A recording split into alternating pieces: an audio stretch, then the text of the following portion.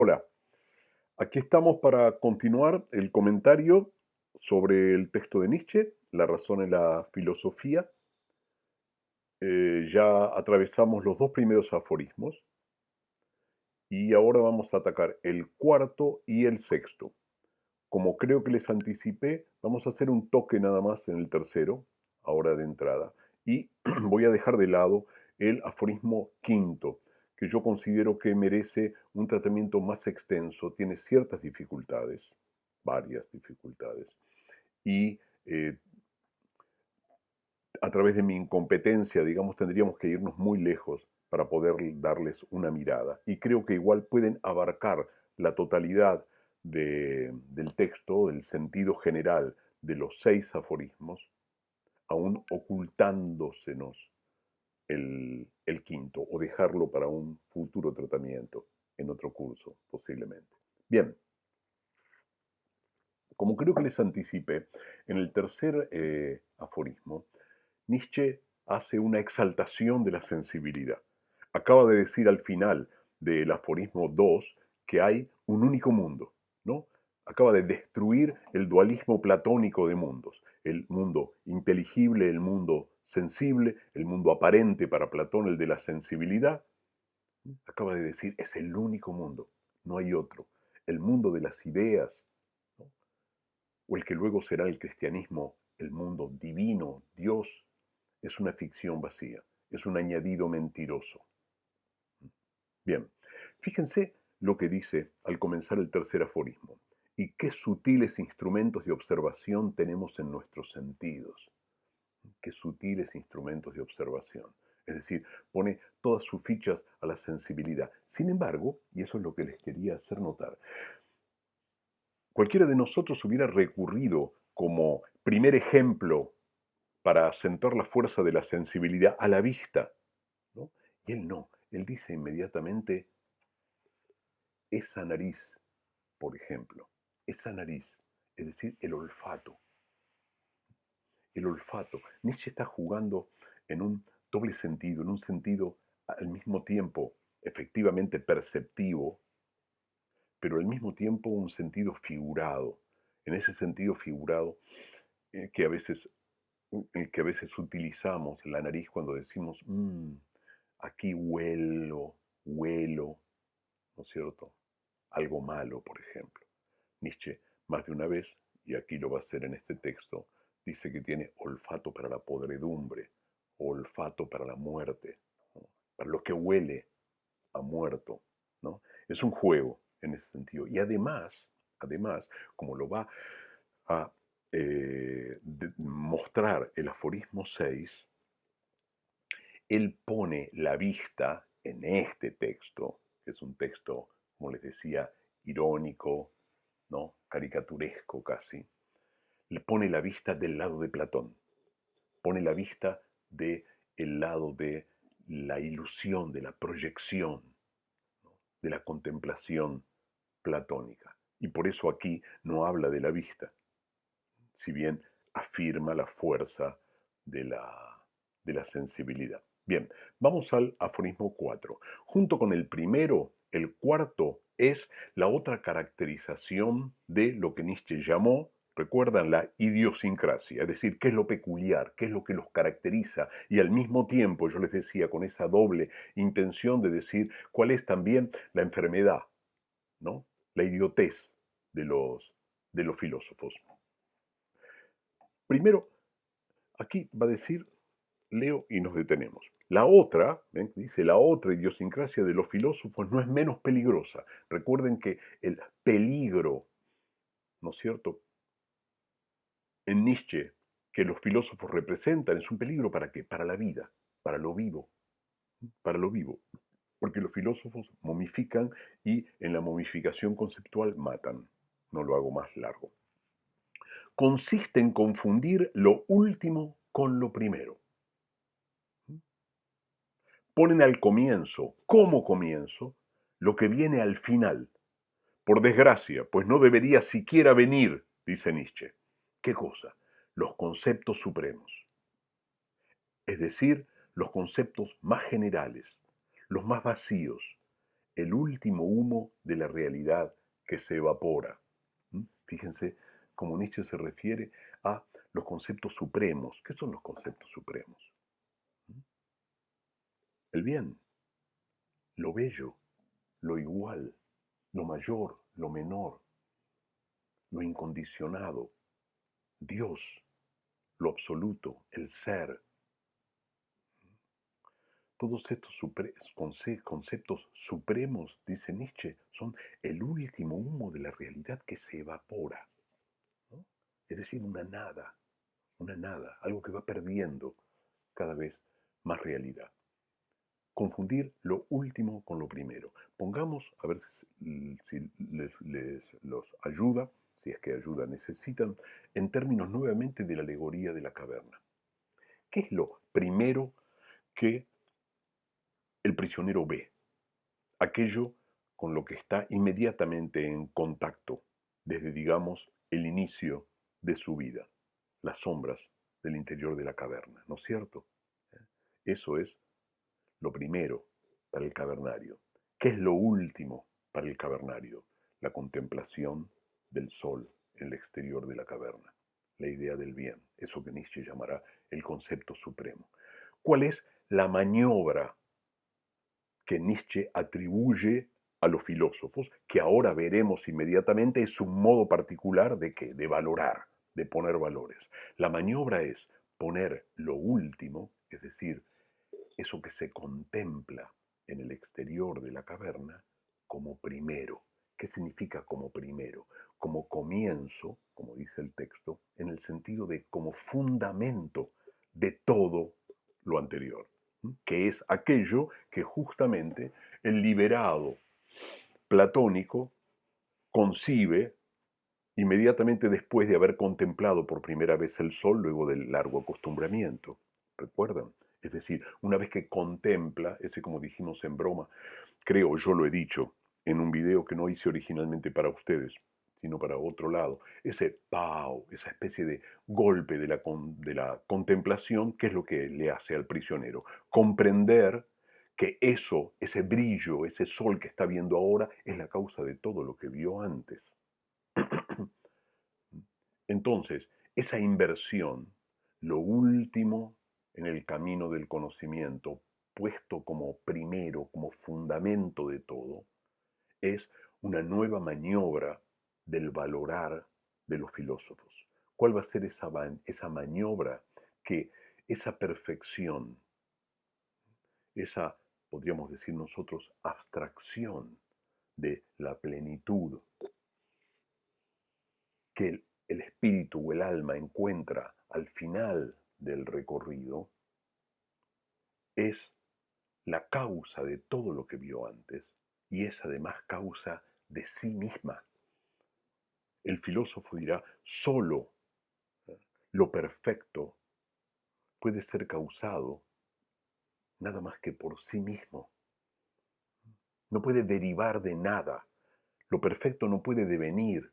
El ser no puede salir de otra cosa. Lo incondicionado no puede nunca salir de lo condicionado, de lo determinado por otras instancias. Tiene que ser absolutamente fundado en sí mismo. Eso que en el texto ahora lo vamos a leer, va a decir en latín Nietzsche, causa sui.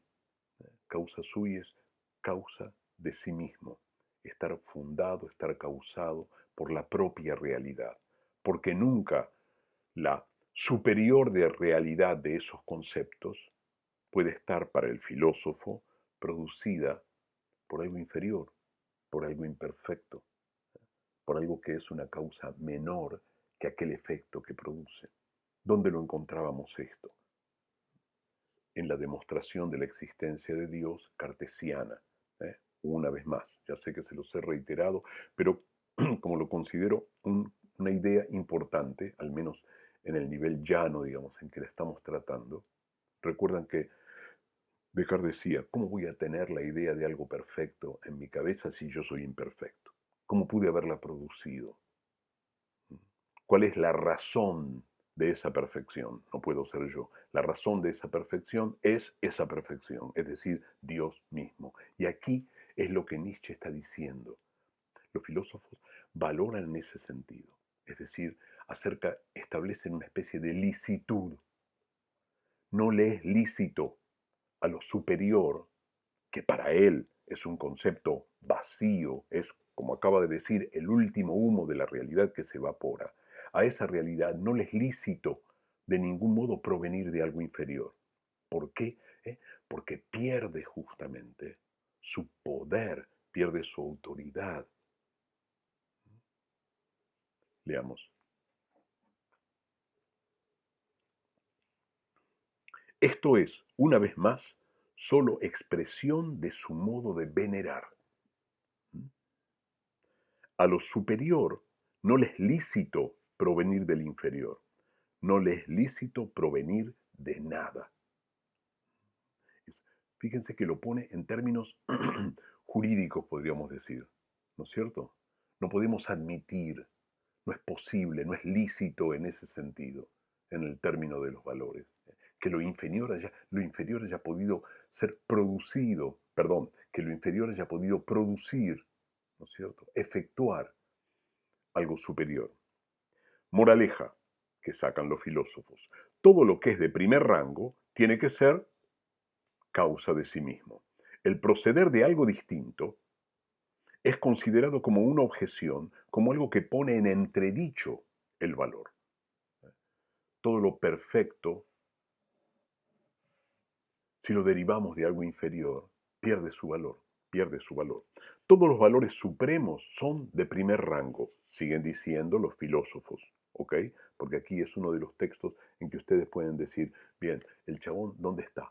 ¿Qué es lo que está diciendo? ¿Qué es lo que está afirmando? ¿No? Aquí sigue diciendo lo que los filósofos dicen. Todos los valores supremos son de primer rango. Ninguno de los conceptos, pobre, mi librito del crepúsculo de los ídolos, ¿no?, de tantos años, está un poco hecho en pequeños volúmenes. Ninguno de los conceptos supremos, lo existente, lo incondicionado, lo bueno, lo verdadero, lo perfecto, ninguno de ellos puede haber devenido. ¿Qué significa aquí la palabra devenido? Devenido es surgido a partir de. ¿Mm? Nada puede haber devenido, por consiguiente tiene que ser causa sui. Está en esa obligación, ¿no?, lógica, pero desde esta perspectiva valorativa. Mas ninguna de estas cosas, siguen diciendo los filósofos, pueden ser tampoco desiguales, ¿m?, una de otra. No pueden estar en contradicción consigo mismo. Con esto tienen los filósofos su estupendo concepto Dios. ¿Qué significa esto? A ver si me bancan, me detengo un segundito en esta afirmación, ¿no? Ninguna de estas cosas puede ser tampoco desigual una de otra. ¿Qué significa?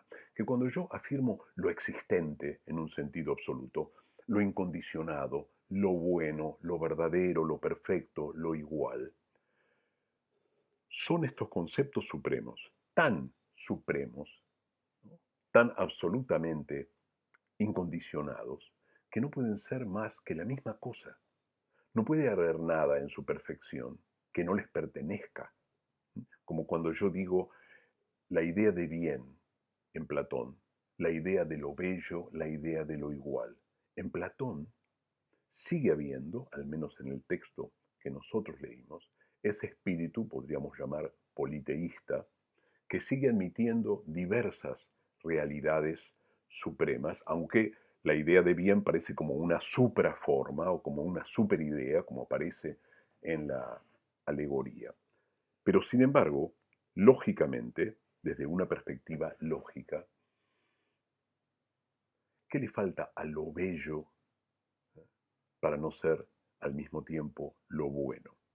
¿Cómo lo bueno no puede al mismo tiempo ser lo bello? ¿Y cómo no pueden ser al mismo tiempo lo uno, la unidad completa y perfecta? Por eso Nietzsche dice, aunque estas cosas no son desiguales entre sí, no pueden serlo, componen un único ente, una única cosa suprema, perfecta. Y allí los filósofos tienen su estupendo concepto de Dios. Fíjense, en este sentido, ten alerta con eso, que al nombrar Dios, al nombrarlo entre comillas además, Él no está atacando directamente al Dios que llamaríamos, si se admite, el Dios de la creencia, el Dios, aquel que es el Dios que es sostenido por la fe, el Dios del mero creyente. Está hablando del Dios de los filósofos, un Dios que sale de la elaboración de este modo particular de valorar, que no es ajeno para Nietzsche a la posición de la Iglesia o al cristianismo en general como doctrina, ¿eh? Incluso como posición teológica acerca de Dios, ¿no? Entonces, allí tienen los filósofos su concepto de Dios. Termino esto. Lo último, ahora sí, ¿no? Nietzsche mete su palabra aquí. Luego de haber dicho, con esto tienen los filósofos su estupendo concepto de Dios, aquí mete, ¿no?, su cuña, digamos, fisura este concepto. Lo último, lo más tenue, lo más vacío, es decir, el último humo de la realidad que se evapora, es puesto, ven, allí tienen la actividad del valorar, es puesto como lo primero, como causa en sí, como ente realísimo. Ente, por ahí la mayoría de ustedes no están habituados a utilizar la palabra ente. Ente en filosofía es lo que de algún modo existe, pero lo pueden reemplazar perfectamente por la palabra cosa, ¿no? O como algo. Aquí, ¿eh?, de vuelta la maniobra. Lo más tenue es puesto como lo más real, como lo más real. Y entonces aquí Nietzsche termina con, no un insulto, pero sí una diatriba violenta contra la filosofía. Que la humanidad, dice, haya tenido que tomar en serio las dolencias cerebrales de unos enfermos tejedores de telarañas, y lo ha pagado caro. Allí se exalta en esto, ¿no?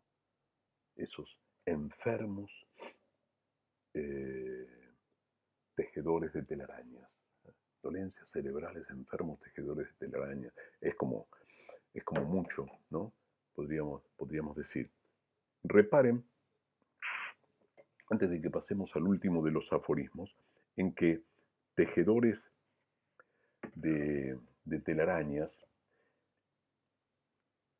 lo que está diciendo es que los filósofos son arañas, ¿no es cierto? Y en ese sentido, esta nueva figura, este nuevo registro, digamos, ha dicho que son sepultureros, ha dicho que son momificadores, ahora dice que son tejedores de telarañas. Después de Nietzsche, durante el siglo XX, se utilizará mucho la figura de la telaraña de la razón, la telaraña de la razón.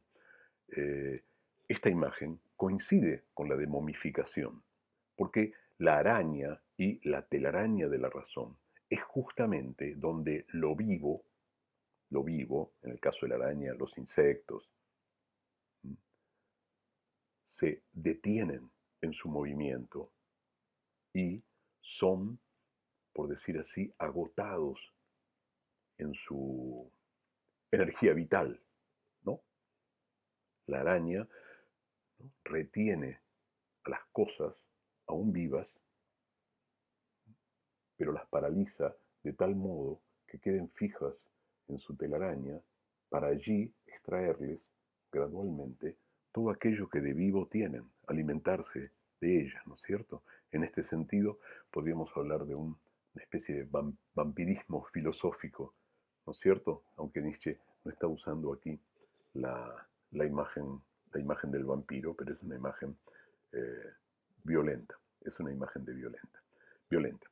Bien, saltemos entonces ahora, por fin, al aforismo último, al aforismo sexto, y veamos allí cómo Nietzsche trata de poner en claro toda la maniobra.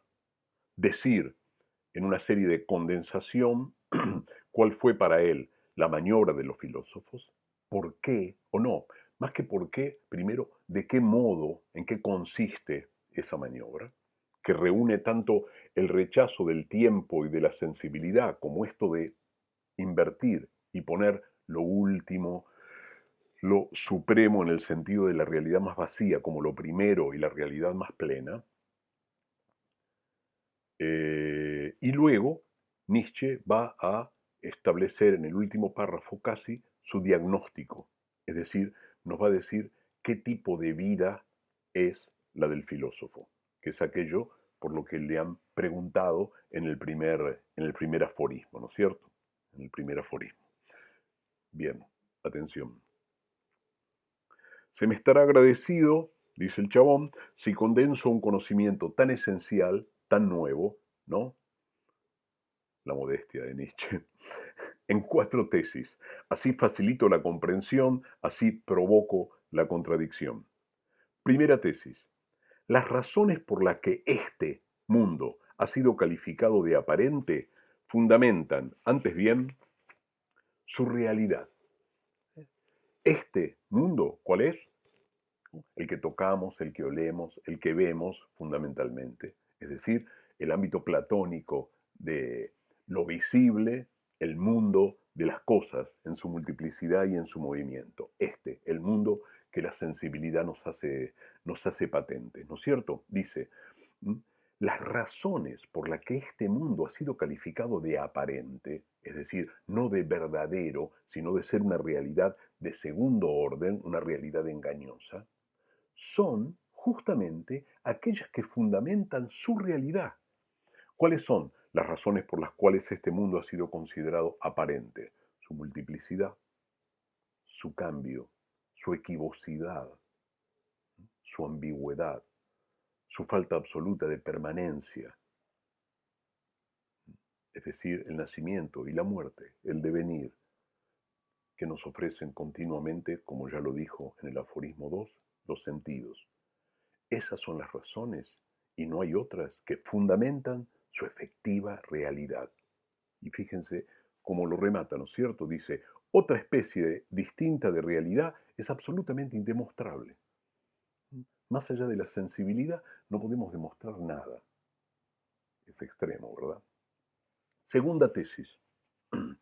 Los signos distintivos que han sido asignados al ser verdadero, fíjense, como dijo este mundo, ahora dice el ser verdadero, ¿no? Al ponerlo entre comillas, lo que está diciendo es, como los filósofos lo llaman, ¿no? Los filósofos llaman este mundo, y le dicen este porque suponen que hay otro.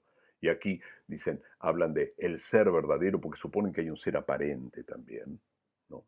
Los signos distintivos que han sido asignados al ser verdadero de las cosas son los signos distintivos del no ser, de la nada. ¿Ven? Otra inversión violenta. Es decir, lo que los filósofos sostuvieron siempre, que es el ser, lo más pleno, es lo contrario, el no ser, la nada. Y aquí dice, a base de ponerlo en contradicción con el mundo real, es decir, este mundo, el mundo de la sensibilidad, es como construido el mundo verdadero. Es decir, el mundo verdadero de los filósofos es simplemente una construcción a partir de la negación, ¿no? A partir, acentúo yo, del desprecio, del rechazo, del odio, eso surgirá ahora en las tesis que siguen, al mundo real, al mundo de la sensibilidad. ¿Eh? Y fíjense cómo juega con las palabras. Dice, es en contradicción con el mundo real, es como se ha construido el mundo verdadero. Un mundo aparente de hecho. ¿Ven? Está diciendo, el mundo verdadero de los filósofos es de hecho un mundo aparente. Y agrega, en cuanto es meramente una ilusión óptico-moral. Es decir, el mundo verdadero de los filósofos es ilusorio. Ya dijo en el aforismo 2, recuerdan, es una ficción vacía. Y aquí dice, es una ilusión óptico-moral. Fíjense la referencia a la vista. Esta ilusión óptico-moral, para mí no podemos más que referirla inmediatamente, al menos en un primer término, a la salida de la caverna del prisionero. Nos está diciendo aquello que el prisionero contempla, ¿no? La óptica liberada del prisionero, lo que el prisionero contempla es una ilusión, es una ilusión. ¿Y por qué es óptico-moral? Porque Platón nos dice en la alegoría de la caverna que lo único que hay que tener en vista para poder guiarnos tanto en la vida pública como en la privada, ¿qué es? Los ojos clavados, perdón, el bien, los ojos puestos en la idea del bien. Aquí lo que dice es una ilusión óptico-moral.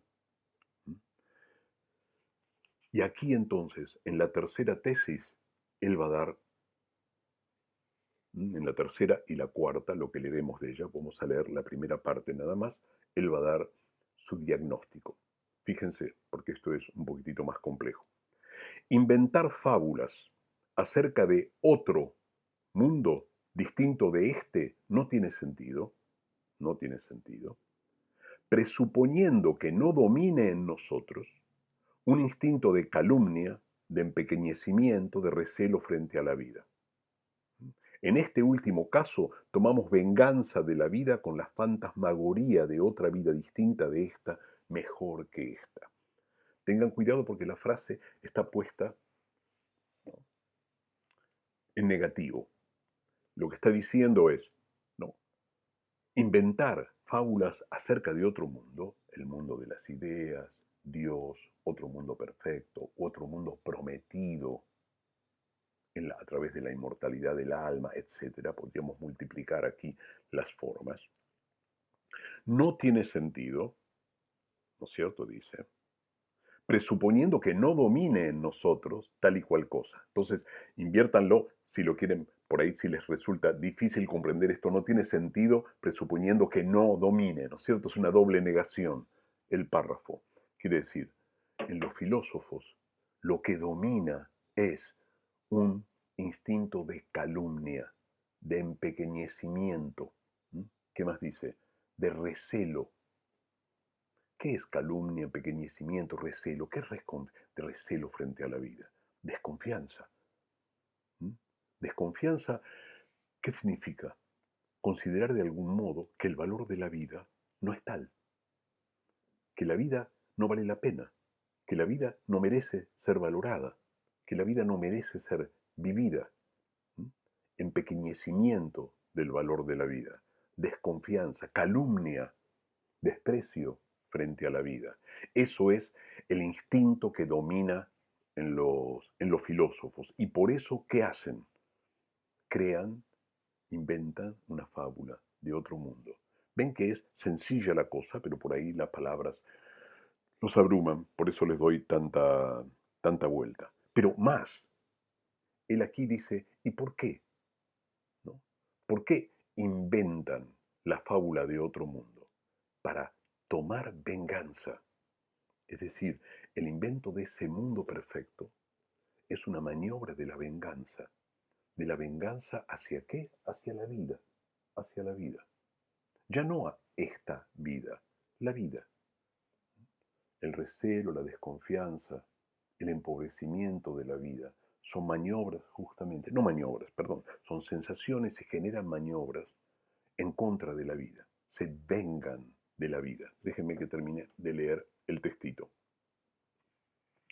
En este último caso, el caso en que justamente domine en nosotros este instinto de recelo frente a la vida, tomamos venganza de la vida con la fantasmagoría de otra vida distinta de esta, mejor que esta. ¿Eh? ¿Se dan cuenta? Es una maniobra de la venganza. Los filósofos en este sentido son una vida vengativa, una vida que trata de vengarse. Y ahora va a dar de un modo un poco más distante su diagnóstico acerca de esto. Dice, dividir el mundo, cuarta tesis, ¿no? Dividir el mundo en un mundo verdadero, entrecomillado, como le llaman los filósofos, y un mundo aparente, como le llaman los filósofos, ya sea al modo del cristianismo, ¿ven? Aparece el cristianismo, y ni siquiera ha nombrado Platón en algún momento, pero está vigente, está presente, digamos, en todos los aforismos. Ya sea al modo de Kant, en última instancia un cristiano alevoso, no nos metemos en este pozo porque sería hacer un curso aparte para explicarles por qué Kant y por qué dice que es un cristiano alevoso, es únicamente, y aquí viene sí el diagnóstico, una sugestión de la décadence, un síntoma de vida descendente. ¿Mm? Es decir, todo esto que he enumerado en el primer aforismo, en el cuarto, esto que he estructurado, dice Nietzsche, ahora en el aforismo sexto, ¿qué es? Un síntoma de una vida descendente. ¿Qué es una vida descendente? Una vida decadente, un síntoma de décadence, como lo dice. Casi siempre cuando utiliza la palabra decadencia, la utiliza en francés. Es justamente el síntoma de una vida que recela frente a la vida. Tiene desconfianza frente a la vida. No valora la vida. ¿Cuál es el problema allí? ¿No? Es que la vida es la que pone valores. La vida es la que valora. Los distintos tipos de vida ponen valores justamente que se manifiestan como síntomas de qué tipo de vida es. Es una vida, ¿no es cierto?, que juega en contra de sí misma, que valora en contra de sí misma. Así la ve Nietzsche. Por eso es una vida decadente, porque es una vida que ya no trata de ir más allá de sí misma, como ocurrirá en la elaboración conceptual de la voluntad de poder, como les dije en algún momento, que es un territorio en el que no los vamos a meter porque trato de que se concentren en este texto, ¿no es cierto? Bien, no les voy a dejar también, entre paréntesis, no por ser perezoso, sino para no meterme en quilombos, esto último que dice, porque poder sacarlo adelante, lo que dice más allá de aquí del síntoma de una vida decadente, es prácticamente contarles buena parte de todo el recorrido de la obra nietzscheana. Entonces, lo tomamos hasta allí, traten de comprender hasta allí. Cuando se habla de la obra de Nietzsche de un modo en general, hay por lo menos cuatro, digamos, temas, cuatro grandes temas que de algún modo dividen, ¿no?, una obra de introducción a la filosofía de Nietzsche. Esos grandes temas son la muerte de Dios, la muerte de Dios, la voluntad de poder, la voluntad de poder, y el eterno retorno de lo mismo. Dije cuatro temas. No es que me esté comiendo a uno, sino que quiero sintetizarlos y abrocharlos de algún modo, ¿no es cierto?, en estos tres.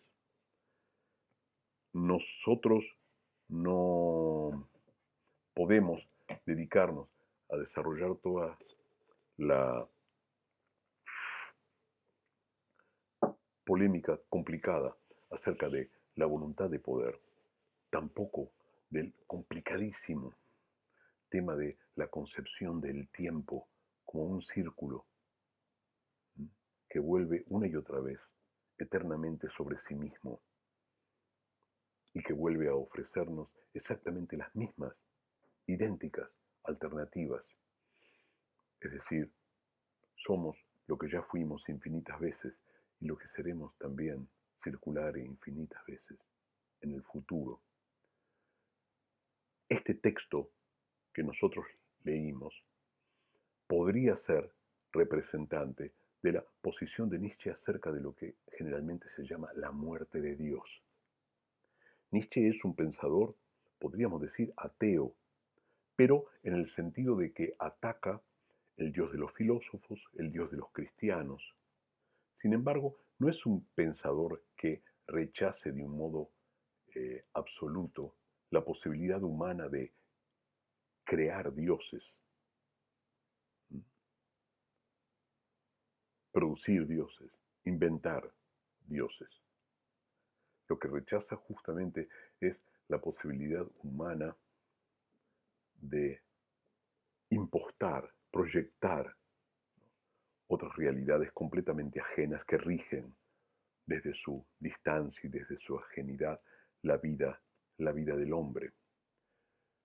Esto, es decir, el que lo existente, lo incondicionado, lo divino, lo perfecto, se transforme en una nada, en un no ser, en una realidad tenue que se evapora, es justamente el sentido general de lo que Nietzsche se llama la muerte de Dios, la muerte de Dios.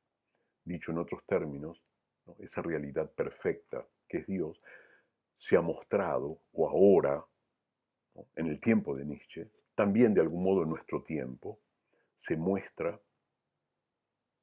como una nada, una realidad, diría Nietzsche, que ya no es eficaz, que ya no manda, ¿no?